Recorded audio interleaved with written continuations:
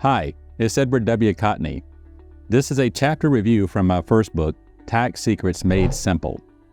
I specialize in working with high net worth families who are ready to pay less tax for the rest of their lives. I wrote this book to help business owners and individuals begin their journey to pay less tax. Let's jump into the next chapter. This is chapter 4 from my book, Tax Secrets Made Simple. The 4 phases of money. It's really easy to understand money when you think about it long term. We create money for various reasons.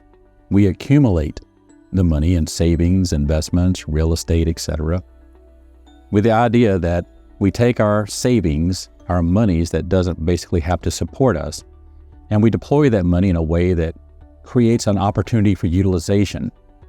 So in other words, if you think about long term, we work, we save, with the idea that we can grow our wealth, we can accumulate assets, and then one day we can go into some type of retirement. Of course, everybody's idea of retirement is different, but create, accumulate, and utilize the assets to give you the lifestyle that you're looking for.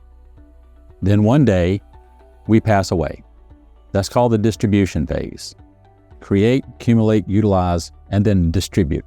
Our assets will be distributed according to our terms, pay on death accounts, our trust, our wills, etc.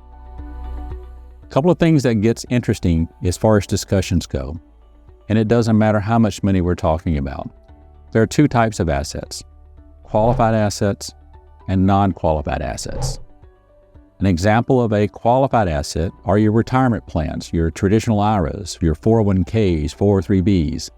Those assets, we get a tax deduction in theory when we contribute monies to those. In other words, we don't pay any taxes on those dollars today as far as payroll goes.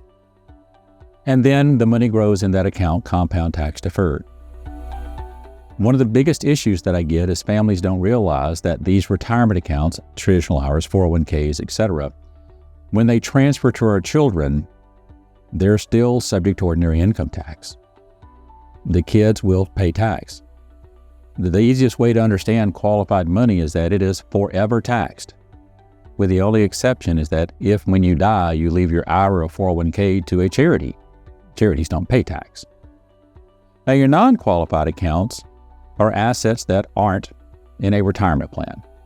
Cars, houses, cash in the bank, stocks, bonds, mutual funds, things that you personally own that are probably titled to your revocable living trust. These assets get a step up in basis when you die. These transfer basically zero tax to your children under the current tax code, and it's been that way for many, many years. So when you're looking at the 4 phases of money, you have to give consideration to how are you building up money.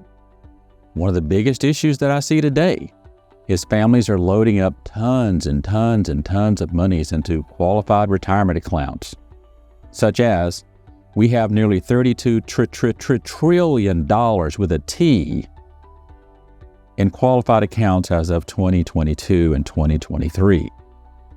It is a huge amount of wealth transfer that's going to happen to our families over time.